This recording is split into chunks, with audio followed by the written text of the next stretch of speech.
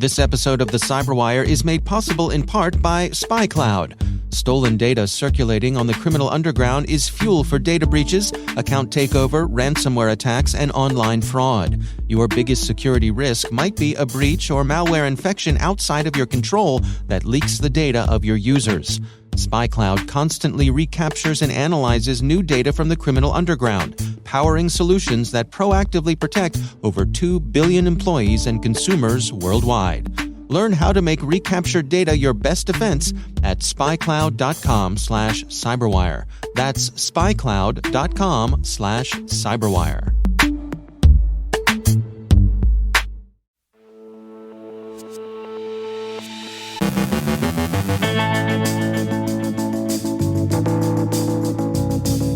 Doxing, trolling, and censorship in a hybrid war. Western organizations remain on alert for a Russian cyber campaign. Known Russian threat actors continue operations against Ukraine proper. The Borat RAT's described. Welcome, the U.S. State Department's Bureau of Cyberspace and Digital Policy, National Supply Chain Integrity Month. Your wild ways will break your mother's heart. Rick Howard weighs in on Shields Up.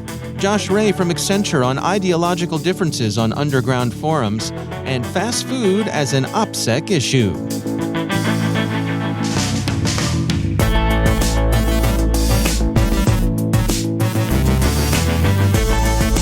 From the CyberWire studios at Data Tribe, I'm Dave Bittner with your CyberWire summary for Monday, April 4th, 2022.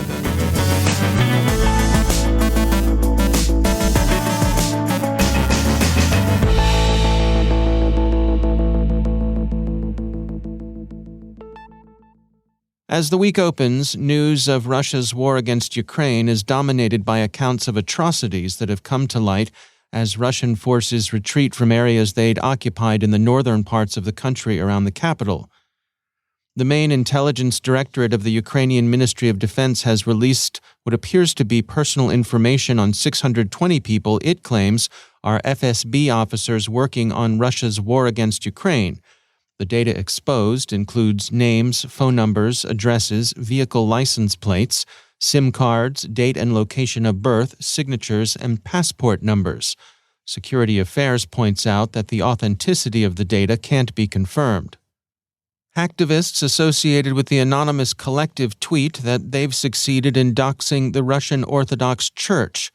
Anonymous TV said, hackers leaked 15 gigabytes of data stolen from the Russian Orthodox Church's charitable wing and released roughly 57,500 emails via DDoS secrets. DDoS secrets noted that due to the nature of the data, at this time it is only being offered to journalists and researchers. Vice describes Cyberfront Z, a troll farm that hires social commenters, spammers, content analysts, programmers, IT specialists, and designers to run social media posts and other comments intended to advance Moscow's line concerning its war against Ukraine, and to do so at scale, with fake persona deployed to give the impression of a mass movement. Cyberfront Z's home base and public face is on Telegram, but its trolls operate in other media. It's noteworthy that the front's operators need to fire up their VPNs to gain access to other largely blocked social networks, and also noteworthy that the VPNs themselves are currently in bad odor with the Kremlin, wary as it is of the VPN's reputation for anonymous circumvention of censorship. Some Russian influence operations are more tightly focused. Vice reports elsewhere that the Security Service of Ukraine last week exposed a bot farm operating out of Ukraine, but according to the SBU, remotely controlled from Russia. The bots were smishing Ukrainian soldiers with Resistance's futile texts. They said, "The outcome of events is predetermined. Be prudent and refuse to support nationalism and leaders of the country who discredited themselves and already fled the capital." There's a triple exclamation point emphasis in the original. The guy whose apartment they found the troll's server in said he had no idea what was going on. Telephone tip hotlines, websites, and Telegram channels have been established to encourage and enable good citizens to report those whom President Putin has described as traitors. The Telegraph observes that it would be inaccurate to conclude the denunciations were explicable purely in terms of state pressure. The paper quotes OVD Info, which the Telegraph describes as a Russian human rights organization, to the effect that such denunciations arise also from a broad popular base of support. The Telegraph said ordinary people are getting involved in the repression too. This is being driven by ordinary Russians. Massive cyber attacks of the kind widely expected have yet to materialize, but Western intelligence services continue to warn that Russia can be expected to be keeping its options open in this respect. U.S. Deputy National Security Advisor Ann Neuberger spoke with NPR on Friday. We continue to see evolving intelligence, as we talked about last week, that the Russian government is exploring options, and we continue to, most importantly, double down in working closely with the private sector to share that sensitive threat intelligence and really try to create the urgency for action and the call to action to put in place the cybersecurity measures that would prevent that from being successful. Deputy National Security Advisor Neuberger also cautioned that there was no specific intelligence that such an attack was imminent, but that the private sector should take steps to increase its resilience should such attacks take place. Known Russian threat actors have been active in the theater of operations. Researchers at Malwarebytes report UAC 0056, also known as Saint Bear, UNC 2589, and TA 471, is a cyber espionage actor that has been active since early 2021 and has mainly targeted Ukraine and Georgia. The group is known to have performed a wiper attack in January 2022 on multiple Ukrainian government computers and websites. Earlier in March, CERT-UA reported UAC 0056 activity that targeted state organizations in Ukraine using malicious implants called Grimplant, Graphsteel, as well as Cobalt Strike Beacon. Following up with that campaign, SOC Prime and Sentinel-1 have reported some similar activities associated with this actor. In late March, the Malwarebytes threat intelligence team identified new activity from this group that targeted several entities in Ukraine, including ICTV, a private TV channel. Unlike previous attacks that were trying to convince victims to open a URL and download a first-stage payload or distributing fake translation software, in this campaign the threat actor is using a spear phishing attack that contains macro-embedded Excel documents. Malwarebytes has a blog post which provides technical analysis of the new campaign. And now, a word from our sponsor, Hunters. Hunters is a SOC platform that ingests data from your IT and security tools and applies a built-in detection engine, encoded with hundreds of TTPs, attack methodologies, and threat intelligence. Suspicious events are automatically investigated, correlated, and prioritized into attack stories that present a clear picture of any real threats. This reduces the response time from days to minutes. Combining Hunter's SOC platform with Snowflake's data lake can help your security team achieve greater coverage at a predictable cost and mitigate threats faster and more reliably than SIEM. Hunter's SOC platform. Effectively respond to incidents that matter. Visit hunters.ai to learn more. And we thank Hunters for sponsoring our show. Cyber describes a new and unusually capable remote access Trojan, Borat RAT, an homage to the Sacha Baron Cohen character, which the researchers call a triple threat, combining as it does the functionality of a rat, spyware, and ransomware. Bleeping Computer reports that Borat's place in the C2C underground market is unclear. It's not known whether it's being sold or being freely traded, but it seems to be spreading through the underworld. The U.S. State Department today stood up its new Bureau of Cyberspace and Digital Policy. The Bureau will be led initially by Jennifer Backus, a career Foreign Service officer. She'll serve as Principal Deputy Assistant Secretary for the CDP Bureau until the Senate confirms an ambassador at large to lead the organization. CISA continues to set the table for a meal of best practices. April is National Supply Chain Integrity Month, and CISA's focus is on the information and communications technology supply chain. They say information and communications technology products and services ensure the continued operation and functionality of U.S. critical infrastructure. However, recent software compromises and other events have shown the far-reaching consequences of these threats. The BBC reports that two teenagers, one 16, the other 17, were arraigned Friday at London's Highbury Corner Youth Court on charges connected with the activities of the Lapsus gang. Both are charged with fraud as well as a variety of computer-related offenses. Both have been released on bail. Their names are being withheld on account of their tender years. And finally, to return to the war against Ukraine, unsecured Russian tactical communications appear to remain an important source of detailed information on the movements and condition of Russian units. Wired describes the intercepts and what they reveal. It's not just tactical comms either. Gustatory comms are also spilling the metaphorical beans.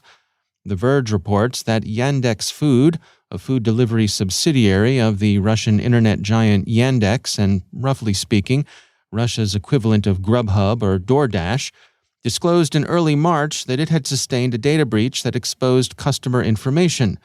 The company blamed the dishonest actions of an employee for the leak and reassured customers that their login credentials and payment information, at least, weren't compromised. About 58,000 diners were affected, and the Russian powers that be aren't happy. According to Reuters, the information regulator has restricted access to an online map that appeared on March 22nd, where the names, phone numbers, and addresses of Yandex Yeda customers was exposed, and said Yandex faced a fine of up to 100,000 rubles. It's about $1,000. There's also woofing about a class action suit on behalf of injured diners. The fine may be low, but the data is interesting. Bellingcat has sifted through it and found that a lot of deliveries go to military and intelligence personnel. The GRU seldom appeared in the data, but the FSB was well represented. Maybe the GRU has better OPSEC than its sister agency, or perhaps the military intelligence types just tend to brown bag it. The data exposed betrayed both identities and, indirectly at least, affiliations. Particularly interesting are the instructions the purchasers gave the delivery people on how to get through various checkpoints. Things like, go up to the 3 boom barriers near the blue booth and call, after the stop for the bus 110 up to the end. Or as another diner wrote on their order, closed territory, go up to the checkpoint. Call number 10 minutes before you arrive. Well, what are you going to do, right? It's not like you're going to just walk over to McDonald's for that Happy Meal anymore.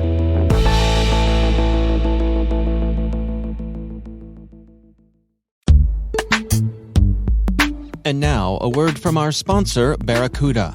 Cyber criminals are working overtime.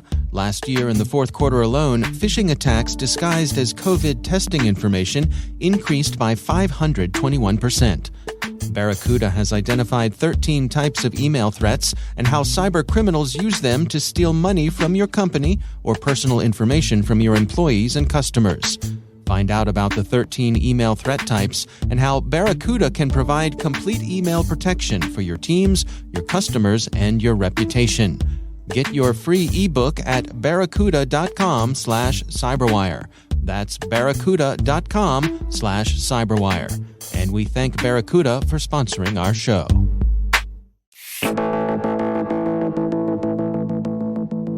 It's always my pleasure to welcome back to the show the CyberWire's own Rick Howard. He is our Chief Security Officer and Chief Analyst. Rick, the CSO Perspectives podcast over on the pro side has been on hiatus for a couple of weeks now. But, we've had recent developments in the war in Ukraine, and I know you've got some thoughts about how all network practitioners should be thinking about potential Russian cyber attacks in the near future. What do you got for us today? Yeah, hey, Dave, and that's right. The Cybersecurity and Infrastructure Agency, or CISA, issued their Shields Up warning on 21 February this year. And by the way, my hat is off to them for using a Star Trek reference to warn of a pending Russian cyber attack. How great is that? Come on, you gotta like that part. Yes. So a couple of days ago, though, President Biden encouraged private sector companies to strengthen their cybersecurity against a potential attack from Russia. And he said, I quote, "It's part of the Russia's playbook," end quote. And he's right. With the Ukraine war moving into a new phase, and specifically as allied countries in the West push President Putin further and further into a corner with sanctions and whatnot, it seems likely that he might lash out against the U.S. Well, so the Shields Up program encourages all U.S. organizations that if you've been delaying cybersecurity projects for whatever reason, now is probably a good time to put those on the front burner. Well, absolutely, Aaron, and that's excellent advice. And here at the CyberWire, we support CISA's efforts to get the word out on these general purpose recommendations, things we all should have done by now, even before this Russian situation. But let's face it, these things are things that we've known in the security community to do for at least a decade. So if you haven't done them yet, the chances that you will get them done, say, in the next few weeks before the Russians do something catastrophic are pretty low. So may I offer a little different advice that you can do this very moment that will be more impactful, let's say? By all means, let's have it. All right. So for the last 2 years on the CSO Perspectives podcast, we've been talking about 4 cybersecurity first principle strategies. 2 of them, Zero Trust and Resilience, would fall under the umbrella of the Shields Up program. These are general purpose strategies that would help against all kinds of adversaries, criminals, hacktivists, nation states. But one strategy, intrusion kill chain prevention, is tailor-made for this unique situation that we find ourselves in. And the difference between intrusion kill chain prevention and zero trust is that on the kill chain, we are deploying specific detection and prevention controls on whatever security tools you have in place, precisely designed for that known threat, in this case, Russia. And we have a fantastic collection of open source intel on everything the Russians have done in cyberspace for the past 20 years. Just wag on over to the MITRE ATT&CK Framework wiki and look up the Russian adversary groups and campaigns. There's like 19 of them, and at least 7 of them have been active this year. You've heard them all of the bears like Fancy, Cozy, Voodoo, and Primitive, and a few new groups we haven't heard of before like Walleye, Zabrosi, and Earworm. And in the attack wiki, MITRE lists the tactics, techniques, and procedures for most of them. So my recommendation is for all network defenders to go through that list and install as many detection and prevention controls you can come up with for all of those Russian actions across the kill chain on the security stack that you already have in place. Now, I hear the naysayers out there, Dave. There's a chance. No, in cybersecurity, naysayers? No. So I agree that there's a chance that Russia will come up with an entirely new campaign across the kill chain that we've never seen before. But you know what? The odds aren't that great. Instead, they will most likely cobble together a bunch of their greatest hits and use those. So if you have prevention and detection controls in place for as many of the known Russian tactics, techniques, and procedures as you can, your chances of preventing a successful Russian cyber attack against your organization is pretty high. All right. Well, that's excellent advice. But what about for, say, smaller organizations, those folks who don't have SOCs or intelligence teams? They're going to find this difficult to navigate. What should they do? Well, that's a great question. And my advice to those organizations is they should be turning to their own security vendors now and demanding to know the specific ways their products are protected against the Russian adversary playbook. The Amazons, the Googles, the Microsofts, for sure, but also all those pure play security vendors like Palo Alto Networks, Checkpoint, Cisco, and a gazillion others that are out there. The bottom line here is that we've been looking at the kill chain philosophy for over a decade. The Lockheed Martin researchers published their paper on it in 2010. This year, 2022, is the use case for the model. We're pretty sure the Russians are coming. We know how they operate in cyberspace, and we're all going to look pretty bad if the Russians successfully attack us, and we didn't have any of those protections in place beforehand. All right. Yeah, well, wise words, huh? Well, I don't know about that. Well, we'll see how it goes. That's right. Right. I'm just imagining you with your hands on your hips saying, I told you so. I told you. Yeah, I'm wagging my finger at everybody right now. That's right. That's right. All right. Well, get to it, folks. Rick Howard, thanks so much for joining us. Thank you, sir.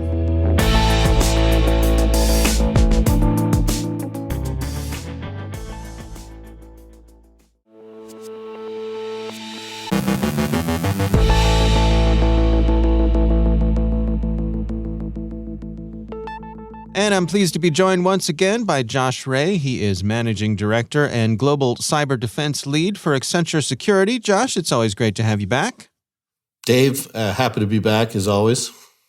You know, I know you and your team, as lots of people are, keeping a close eye on the conflict between Russia and Ukraine. I wanted to check in with you today to see what sorts of things you all are monitoring on underground forums.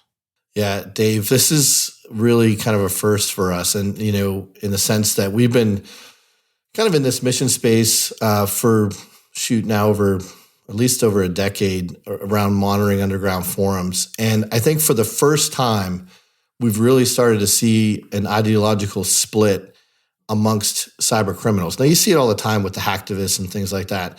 But we're talking about financially motivated criminals that are now choosing sides.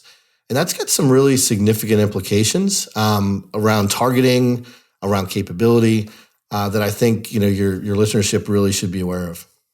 You know, we've joked for a while that there's no honor among thieves, and so it's interesting for me to hear you describe some of these these fractures that are happening among this community. Any specifics you can share with us?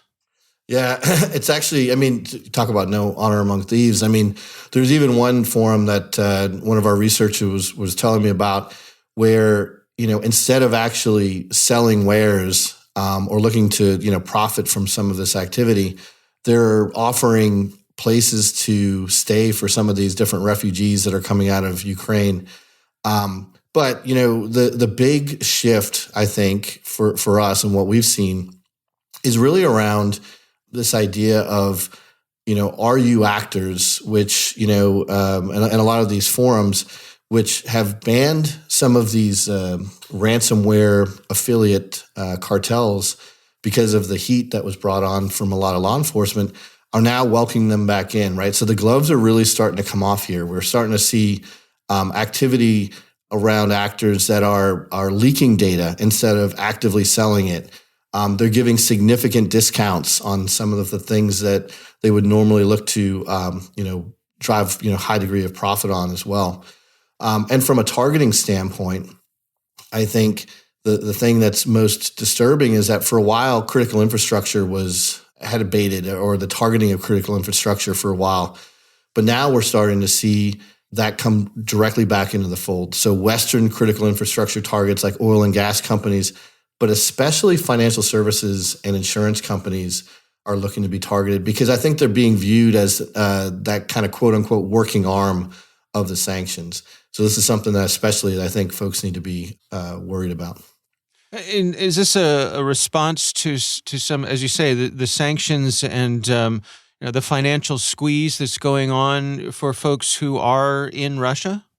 I mean, I think part of it, but I think it's primarily politically motivated, right? I mean, they're really lining up as far as either pro-Russian or pro-Ukrainian, and taking their capability and their wares with them. And here's the thing that really kind of think about. You know, when we first started watching Hacktivist way back when, some of the other, you know, hackers in the forum would kind of laugh at some of that capability. This is early on, 10 plus years ago, and they were using tools that were, you know, commoditized or whatever. Now we're talking about cyber criminals that are highly technical, that are highly capable, that have the resources to pay, you know, millions of dollars for zero-day exploits, and we've seen them do that now and over the past, you know, few months. And with the access and the ability to impact companies significantly, right? So it's kind of bad enough now that we're starting to see, you know, individuals line up, you know, across these different ideological lines. But when they start to cross collaborate or organize, I think we're going to see a heightened threat, especially to Western corporations.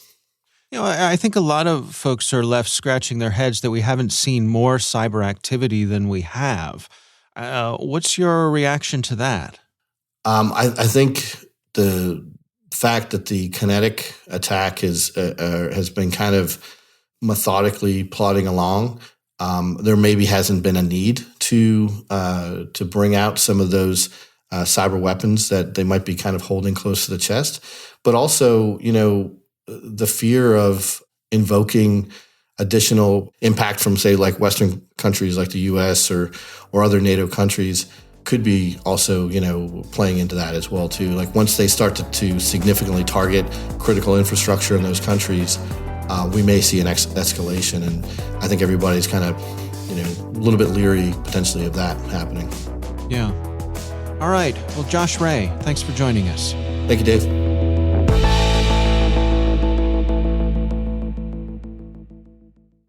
Thanks to all of our sponsors for making the CyberWire possible, especially our supporting sponsor, PlexTrack. Boost your team's efficiency and cut reporting time in half.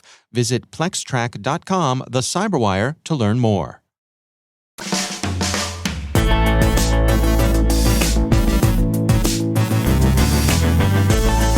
And that's the CyberWire. For links to all of today's stories, check out our daily briefing at thecyberwire.com. Don't forget to check out the Grumpy Old Geeks podcast, where I contribute to a regular segment called Security. I join Jason and Brian on their show for a lively discussion of the latest security news every week. You can find Grumpy Old Geeks where all the fine podcasts are listed. The CyberWire podcast is proudly produced in Maryland out of the startup studios of Data Tribe, where they're co-building the next generation of cybersecurity teams and technologies. Our amazing CyberWire team is Liz Irvin, Elliot Peltzman, Trey Hester, Brandon Karp, Eliana White, Peru Prakash, Justin Sabi, Tim Nodar, Joe Kerrigan, Carol Terrio, Ben Yellen, Nick Valecki, Gina Johnson, Bennett Moe, Chris Russell, John Petrick, Jennifer Iben, Rick Howard, Peter Kilpeep, and I'm Dave Bittner. Thanks for listening. We'll see you back here tomorrow.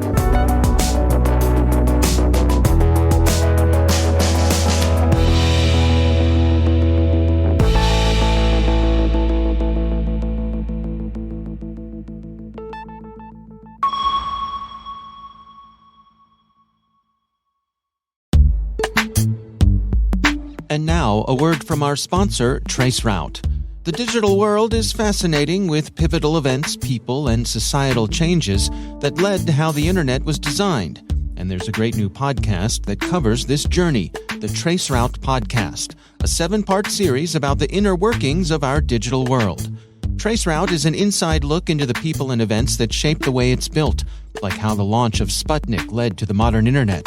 Traceroute dives into the physical infrastructure that makes up the internet and where it could go, with interviews and stories from some of the leading technologists, entrepreneurs, and innovators of the past 40 years who are in the trenches, trying to solve complex hardware and software problems that no one had ever faced before. Listen and subscribe to the Traceroute podcast on your favorite podcast platform, or go to origins.dev and learn more. That's the Traceroute podcast. And we thank Traceroute for sponsoring our show.